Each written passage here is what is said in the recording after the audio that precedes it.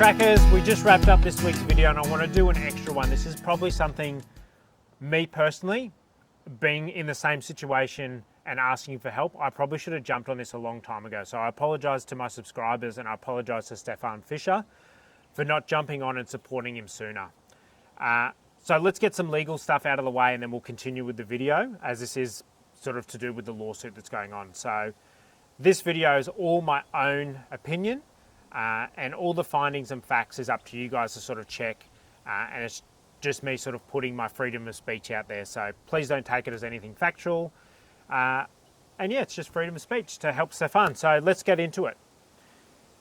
First thing I want to touch on before we go into the case is that I believe YouTubers should all stick together. This was a landmark case that at the start of it was looking very, very bad if you were a YouTuber.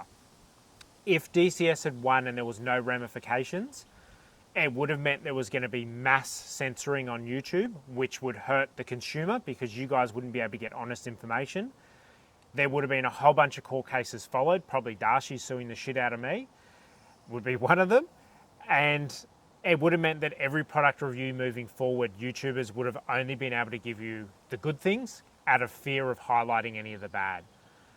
So we'll go into what's happened after, but yeah, honestly, I believe the other channels, the big ones, 4Wheel Drive 24/7, Explore Life, Ronnie Dow, Taylor Thomas, TJ and Mac, you guys should all be doing the same as me. Sit down, do a quick 5-minute video, put your support behind him. Let's keep this in the spotlight so that we get to keep our freedom of speech. We need this to really be a big thing that teaches companies that there's no point in suing because it's going to hurt you. Because that's honestly what has happened for DCS. There's now 2 big YouTube channels in the US jump on board. One of them has 800 and something thousand views. And there's been some skeletons in the closet, which I'll talk about, that have come to light. Let's quickly go into what happened. So I want this to be really quick. So Stephan Ficher got given some batteries to review, as I get given batteries to review. He didn't just do a quick standard review and say, there you go, it's a really good battery, go and buy it. Same as me, he keeps the batteries, he keeps testing them, and as new information comes to light, he publishes that. Unfortunately, a really bad bit of information came to light. The exact figures, if you go watch his video, he'll give you those. But what he found was the capacity of the batteries was starting to diminish as the years went on. And I believe it was quite a significant amount. For those of you that don't understand what that means, basically if you buy a 200 amp hour battery like this one, you would think it would stay 200 amp hours for the life of the battery. Unfortunately, there is some batteries out there that aren't very good and they don't stay 200 amp hour batteries. Say you might lose 50%, and in 2 years' time, your 200 amp hour battery is actually only a 100 amp hour battery.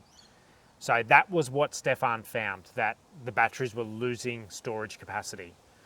As a result, as I said, he published those findings and DCS weren't happy. Again, from what I can see, DCS went to Stefan and asked him to do the review. So too bad, why sad? If you didn't like the results, that's on you. You asked him to do it, he did it, that was the findings. You should just suck it up and go away. He chose not, that DCS chose not to, chose to throw the toys out of the cot and have a dummy spit and lodge a court case. So this is really bad and not how a company should handle themselves. What's really interesting is now some of the other YouTube channels have done some really deep digging, and I'll just bring up 2 of the really interesting findings that have come. If you've got skeletons in your closet, man, keep your mouth shut because you don't want this shit coming out. So really cool, the Australian government has an agency called Australian Government Renewable Energy Agency. They're in charge of basically testing all renewable stuff, and they employed a company called ITP to perform testing on house batteries. So these are house batteries. Stefan's was a 4-wheel drive lithium deep cycle battery, but really interesting was the findings. So ITP found that before 1200 cycles, the battery is losing 30% capacity, even in some cases more than 30%, which is horrendous. You should not lose 30% capacity in that shorter lifespan. So that was their findings, which is interesting because that's the same findings that Stefan was finding with his batteries. So Not sure if the same cells are used, that's up to you guys to come to that opinion, but interesting that the exact same findings were found. The other really cool thing that somebody's been able to dig up, and I had no idea this existed, websites actually get stored away. And when people make changes, you can look up when the changes were done. And it looks like DCS on the 7th of November changed their warranty to basically include that 70%. So saying that if your battery lost 30% capacity, it wasn't a warranty issue, which is fine. They can do that, they can add that on. The correct process is putting the date. Any batteries sold after the 7th of November is covered under a 70% storage capacity warranty. Everything sold before is covered under the old 80%. They didn't do that. They added it on, they left at the bottom the date the same. As you can see up here, I've highlighted it for you and put the dates and everything, which is sneaky as all hell. So that basically means that every battery they've sold, they're trying to cover under this new warranty, which doesn't work. So what does that mean for you guys? If you have a DCS battery, it means you can take it to go get tested. If you bought it before the 7th of November 2023, 2023, was I saying that at the start? Then you're still covered by that 80%. If you fall below the 80%, you can ask for your money back. That's your choice under customer law. You don't have to be sent a replacement. It doesn't have to be repaired. It is your choice to make under consumer law.